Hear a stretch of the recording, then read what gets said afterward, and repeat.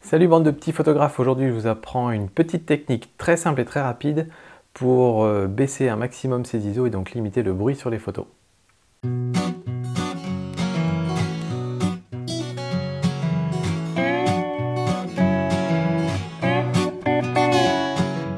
Alors cette technique elle est super simple, je vais vous la montrer.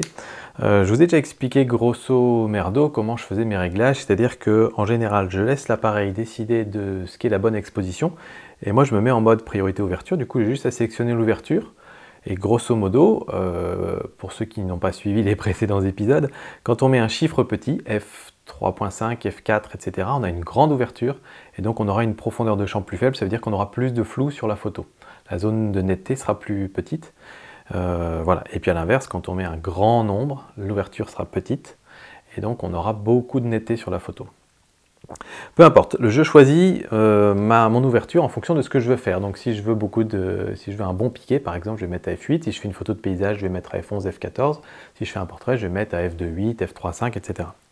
Et une fois que j'ai fait ce réglage-là, en général, j'ai plus rien à faire parce qu'en fait, l'appareil va calculer automatiquement le bon temps de pause en fonction d'une règle toute simple que beaucoup de photographes connaissent, qui est 1 sur la focale.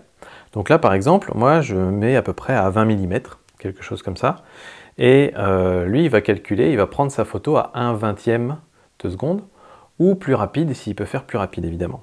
Ça, c'est si on était sur un capteur plein format. C'est une règle qui marche que sur les capteurs plein format. Et donc, quand on a des boîtiers d'entrée de gamme comme celui-là, c'est des APS-C, donc il y a ce qu'on appelle un facteur de crop. Et donc, il va multiplier ça. Bref, je vous passe un peu le détail. Il sait très bien faire. Il va se mettre en gros entre 1/30e et 1/40e de seconde pour faire sa photo correctement. Et ensuite, il va choisir ses ISO automatiquement parce que j'ai mis en ISO automatique. Et donc, moi, sur cet appareil-là, par exemple, je suis dans des conditions un petit peu sombres ici, qui équivalent un petit peu à une soirée bien éclairée quand même, on va dire. Donc j'ai mis l'ouverture maximale pour être sûr d'avoir beaucoup de lumière. Et si je veux prendre ma photo ici, je fais ma mise au point et là je suis à ISO 800. Il me prend ma photo à ISO 800, moi je sais qu'à ISO 800 je vais avoir un peu de grain sur ma photo, surtout si je veux la retoucher. Donc ce que je fais, ma petite astuce, c'est que systématiquement je laisse mon appareil faire comme ça, je prends une fois ma photo, une ou deux photos comme ça avec ce réglage-là, comme ça je sais que j'ai la bonne photo dans la boîte. Et ensuite, je vais faire travailler mon appareil pour baisser un petit peu les ISO. Donc en fait, ce que je fais, c'est que je vais moi-même sélectionner des ISO plus bas. Donc là, je vais mettre à ISO 400, je vais refaire une petite série de photos. Et ce que je vais faire, c'est que je vais activer le stabilisateur. Parce qu'avec la stabilisation, dont il ne tient pas compte d'ailleurs pour calculer son temps de pause, avec la stabilisation, je peux en fait avoir des temps de pause un petit peu plus longs à chaque fois, et donc faire rentrer plus de lumière par ce moyen-là, et donc en compensant, baisser les ISO. Et c'est ce que je suis en train de faire. Donc là, je mets ISO 400, donc là, je suis plus à 1, j'étais à 1/30e de seconde, là je suis à 1/15e de seconde. Et comme je suis à peu près à 18 mm, normalement c'est pas suffisant. Mais là, avec le stabilisateur, ça fonctionne.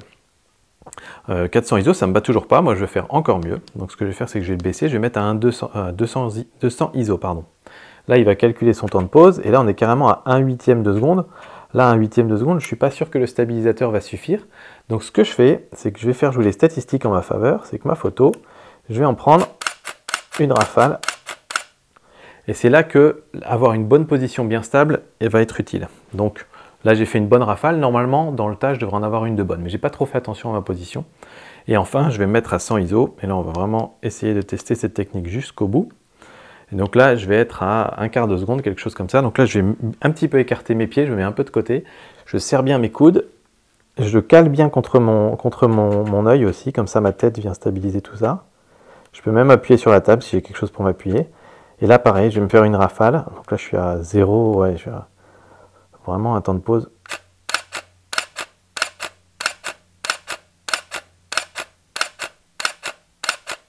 Voilà. Donc j'ai retenu ma respiration aussi. J'ai vraiment fait tout ce qu'il fallait là. Je me suis mis les pieds bien comme ça, les coudes bien comme ça, j'ai retenu ma respiration et à ce moment-là, je devrais avoir normalement quelques photos qui sont nettes à ISO 100, alors que mon appareil au départ c'était réglé en ISO 800. Et donc ça c'est un bon plan si vous voulez réussir à avoir des photos un petit peu plus propres ensuite dans Lightroom. Mais j'ai toujours commencé par mettre mes ISO en automatique, comme ça je sais que j'ai une ou deux photos de sécurité.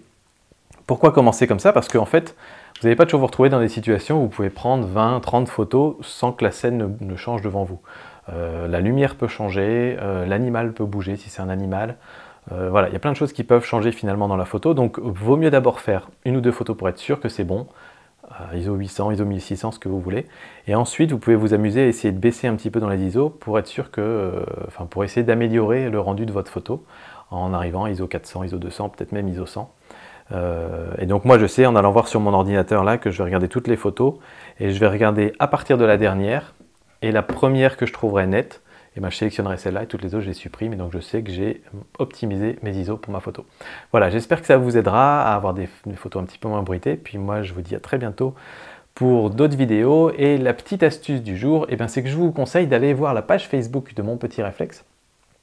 Parce que sur la page Facebook, je partage plein de trucs que je ne partage pas ici sur la chaîne, tout simplement parce qu'on peut partager du texte, des photos et autres. Et donc je poste pas mal de photos, on se pose des questions, enfin voilà, on discute de plein de choses dont on n'a pas le temps de discuter ici sur la chaîne. C'est pas du quotidien, mais du tous les 2 jours, on va dire, il y a des choses qui se passent.